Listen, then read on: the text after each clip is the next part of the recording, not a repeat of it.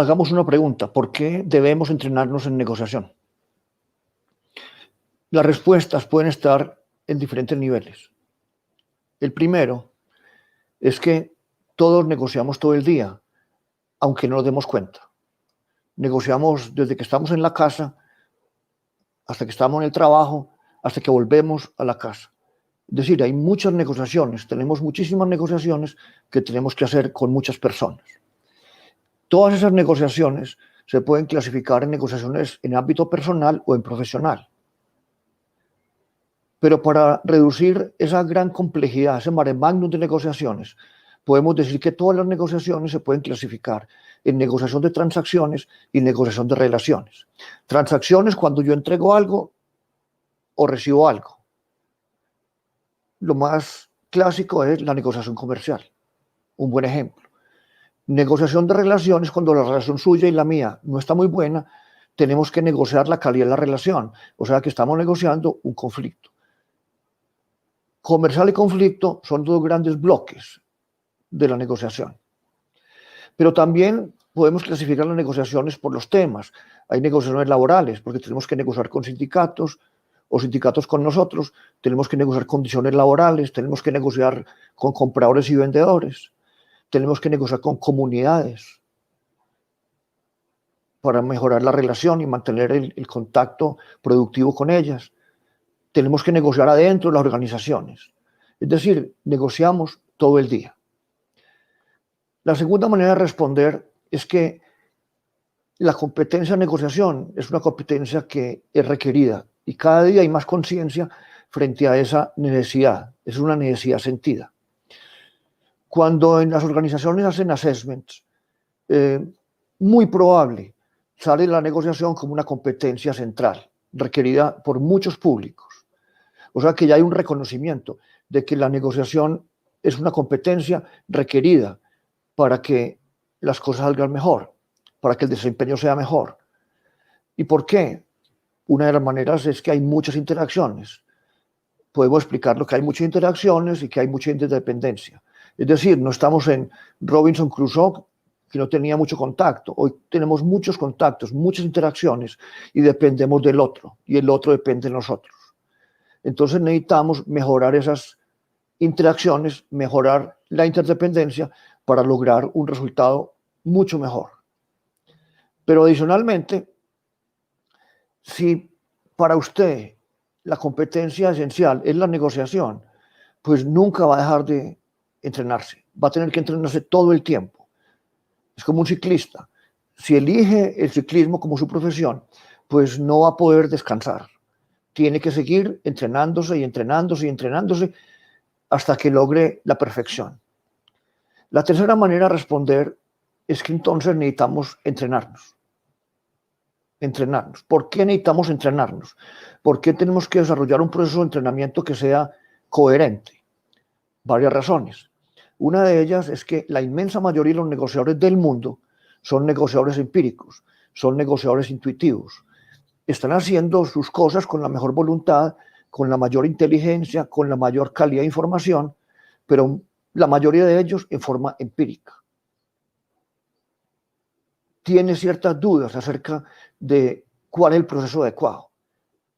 O sea, hay que pasar a las personas de empíricas a profesionales. Otra razón es que la inmensa mayoría de las personas del mundo no se entrena. Entonces, si no se entrenan las personas, quien se entrene va a tener ventaja competitiva.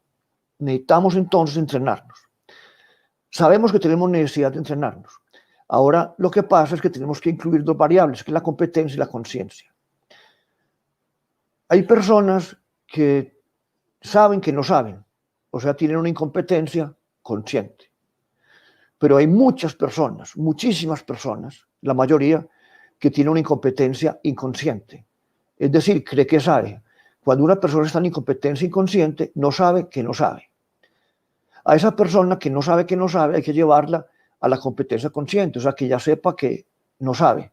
Después lo llevamos a la competencia consciente, que ya sabe que sabe, y después de mucha práctica llegamos al cuadrante de maestría, que es un cuadrante de competencia inconsciente.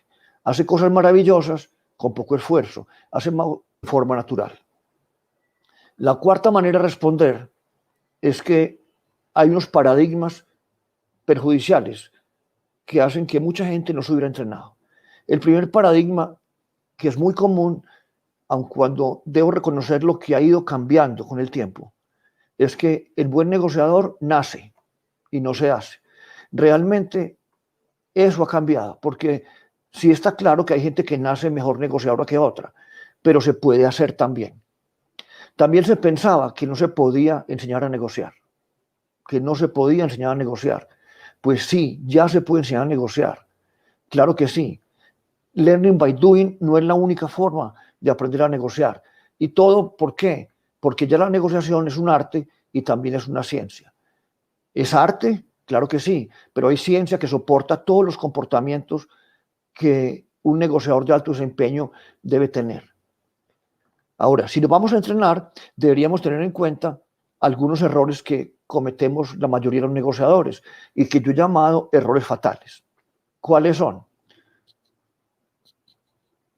Errores que si usted los comete, casi que va a fallar fuertemente en la negociación. O sea, son técnicamente fatales en la negociación, metafóricamente hablando. Uno de ellos es la mala planeación. La inmensa mayoría de las personas del mundo no planea bien las negociaciones, porque además no tiene estructura. Quiere decir que si le damos estructura, podría planear mejor. Otro error enorme es anclarse en posiciones. Anclarse en posiciones es que cada uno tiene una posición, o sea, un qué, y el otro también otra posición, otro qué, y ninguno se mueve. Es más, mientras más tiempo pase, posiblemente más distanciados están. Anclarse en posición es un error enorme. Hay que saber pasar del qué, que es la posición, al por qué, que es el interés. El pasar de posiciones a intereses se conoce como cambio de marco o reframing. Otro error también enorme, fatal, es que no sabemos manejar el value. Hay dos procesos, creación de valor, o sea que el pastel o el bolo o el pie crezcan. Eso se llama creación de valor. Y captura, tomar la tajada. Tenemos que ser buenos creando el valor y capturando el valor, creciendo el pastel y tomando la tajada. El cuarto error es temor al conflicto, que en realidad es el error más fundamental. El mayor error que tienen los negociadores es temor al conflicto. ¿Por qué se preguntarán ustedes que yo lo puse al final? Es porque yo tengo más influencia sobre los otros tres, en modificar los otros tres. Porque el temor al conflicto depende de la estructura psicológica. Y yo no puedo cambiar muy fácilmente la estructura psicológica. Sí le puedo mostrar los fenómenos del conflicto, cómo crecen los conflictos, cómo se deben manejar, entender por qué la gente tiene temor al conflicto. Darle habilidades para que con más habilidades esté un poco más seguro y su temor al conflicto también se reduzca. La otra manera de responder esto es los beneficios que una persona tendría si se entrena. Son muchos, pero voy a estructurar algunos. ¿Cuáles son? Lo primero es que si se entrena, va a negociar con estructura. Y está claro que una persona sin estructura no tiene muy buen rendimiento. Un médico sin estructura no es un buen médico. Un abogado sin estructura no es un buen abogado. Un negociador sin estructura no es un buen negociador, aun cuando no se haya dado cuenta de eso. Si usted se entrena, tendrá otro beneficio y es lograr más con menos. Esa es mi definición de negociación. Negociación es la forma de lograr más cosas con menos esfuerzo. O sea que es una estrategia de eficiencia también. Y además va a tener más rentabilidad, porque si va a lograr más con menos, será más rentable en todos sus aspectos. Pero además, si usted se entrena, va a tener mejores relaciones y además va a ser más feliz. La otra manera de responder a esta pregunta es que cuando usted se entrene, va a tener que mejorar en otras competencias, en otras skills que son consideradas como input en mi criterio. ¿Qué inputs o qué competencias inputs usted debería desarrollar para poder ser mejor negociador? O sea, para impactar su capacidad de negociación. La primera, indagación.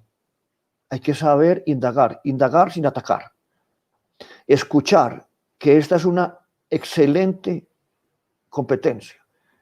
Es más, es muy difícil desarrollar la capacidad de escucha, pero es muy importante. La comunicación para entregar la información en forma oportuna, pero concisa, clara, que lo que yo quiera decir sea efectivamente lo que diga y sea que lo que otro entienda. Es decir, que el mensaje llegue perfecto entre mi intención de comunicar y la comunicación recibida. Pero también sería interesante que desarrolláramos la persuasión.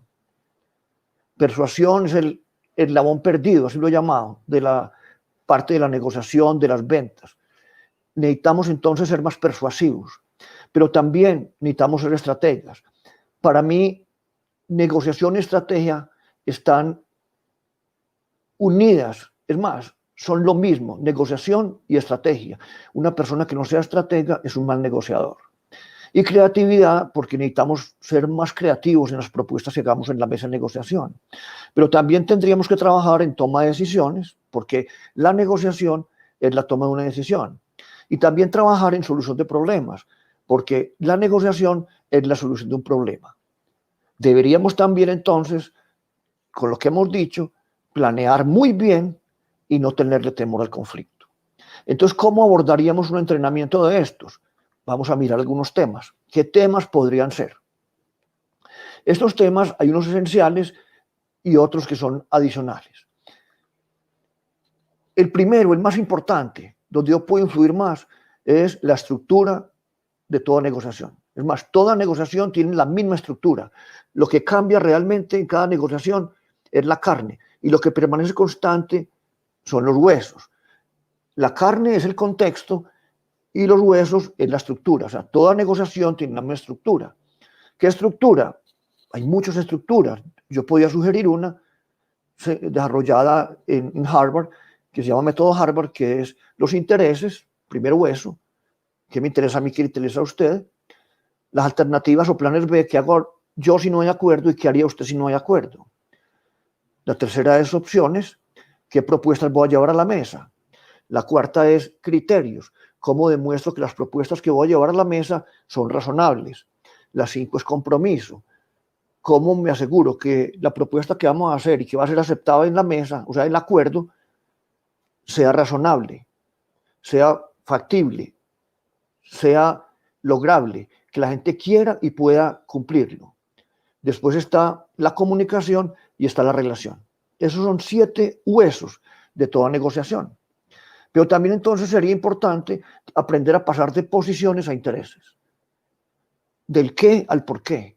De esa manera, las relaciones se mejorarían y los problemas se resolverían más eficientemente. También entonces aprender a capturar y crear valor. Pero también los estilos de negociación. O sea, que sepamos cómo negocian las personas, sabiendo que hay estilo duro, hay estilo suave, hay estilo mixto.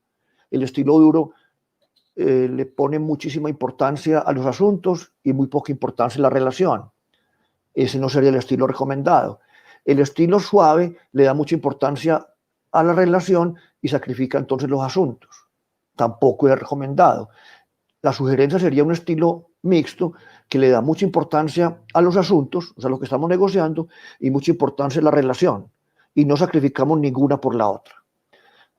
Eso implicaría también entrar en un tema como es competir y cooperar. O sea, que hay que aprender a cooperar y competir. La gente que piense que la vida es 100% cooperación está equivocada. La gente que piensa que la vida es 100% competición también está equivocada. Es entrenar a las personas para que vean la vida como una mezcla sabia entre cooperación y competición. Sería importante también que las personas conocieran los puntos de apertura, retiro, objetivo. Apertura es cómo voy a abrir la negociación, con qué cifra. Retiro es el peor acuerdo que puedo soportar y el objetivo donde voy a llegar. Y hay que saber definir apertura, retiro y objetivo y poder definirlo de una manera inteligente. Sería interesante también que conocieran algo de cómo administrar conflictos. Entendiendo conflicto como una diferencia, pero hay que administrarlo. Y seguramente habrá conflictos que son negociables, otros que no. Conflictos que son solucionables y otros que no. Definir esos conflictos, qué tipo de conflictos son y cómo crecen los conflictos, cómo se empeoran las situaciones, cómo no dejar que crezcan sería una solución maravillosa para uno negociar muchísimo mejor. Deberíamos también entonces saber cómo negociar con personas difíciles o lo que se llama conversaciones difíciles. También negociaciones multilaterales. ¿Por qué? Porque ya difícilmente las negociaciones son solamente bilaterales. Siempre hay más personas incluidas en la negociación. Entonces necesitamos tener habilidades, entre ellas habilidades políticas, de persuasión, de saber escuchar, de saber por dónde navegamos la negociación, porque hay muchos intereses que muchas veces son incompatibles y generalmente con personas que quieren lograr maximizar sus propios resultados. Es decir, no hay cobija para todo el mundo y todo el mundo quiere cobijarse plenamente, 100%, incluso en exceso.